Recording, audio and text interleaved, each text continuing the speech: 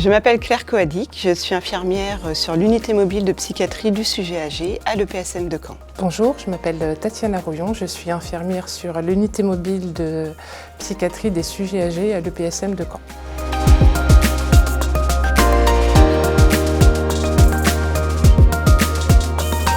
Pour définir la sexualité, nous pouvons nous baser sur la définition donnée par l'OMS qui dit que la santé sexuelle est un état de bien-être physique, émotionnel, mental et social en matière de sexualité. Ce n'est pas seulement l'absence de maladie, de dysfonctionnement ou d'infirmité.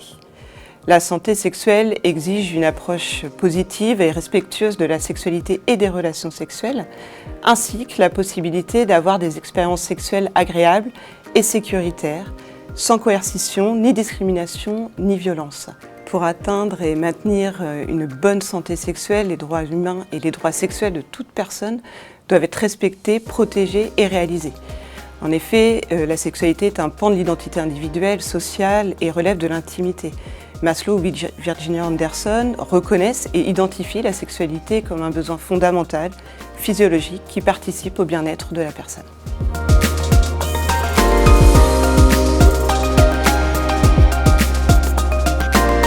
La sexualité, elle évolue tout au long de la vie et peut être pratiquée dans la plupart des cas sans risque. Avec l'avancée en âge, les modifications physiologiques peuvent conduire à une adaptation de la vie affective et sexuelle des individus. Les désirs, les besoins peuvent évoluer différemment au sein d'un couple, induisant parfois un décalage ou un réajustement de leur rapport à la sexualité. Elle peut par exemple laisser davantage la place à une tendresse partagée plutôt qu'à la recherche d'une jouissance sexuelle. Le changement de statut, les divorces, le veuvage impactent également la vie sexuelle et affective.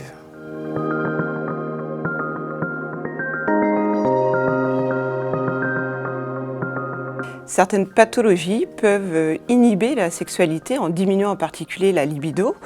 On retrouve notamment les maladies cardiovasculaires, le diabète, les pathologies urogénitales, la dépression ou l'alcoolisme chronique. Certains traitements également peuvent inhiber la sexualité. Et là, on va retrouver de nombreux traitements cardiologiques, par exemple, les diurétiques, ainsi que les corticoïdes, les psychotropes, comme les antidépresseurs ou les neuroleptiques.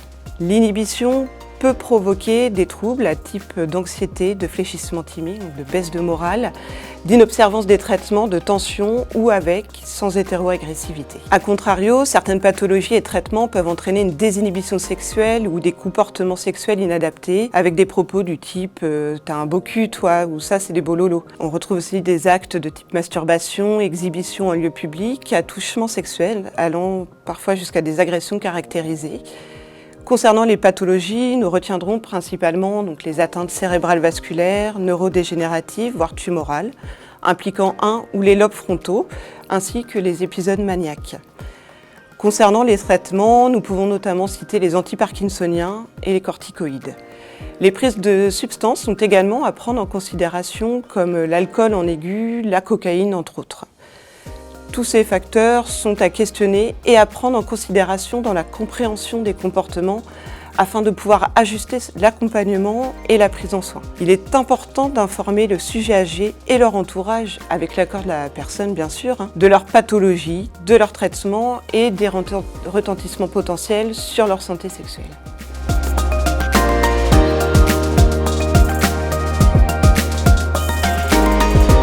Alors, la sexualité est un besoin et un droit.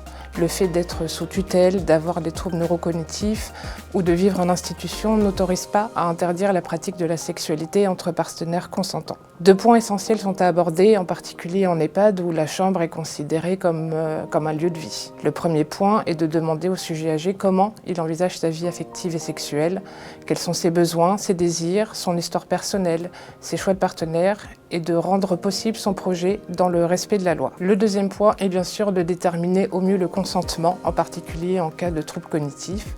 Pour cela, il est nécessaire, si la personne a des troubles cognitifs, de s'interroger si elle est suffisamment compétente pour consentir à une relation sexuelle en faisant abstraction des compétences présentes ou perdues dans les autres domaines. Pour ce faire, nous pouvons nous baser sur les réponses aux questions suivantes. La personne sait-elle qui elle est? Peut-elle reconnaître son partenaire?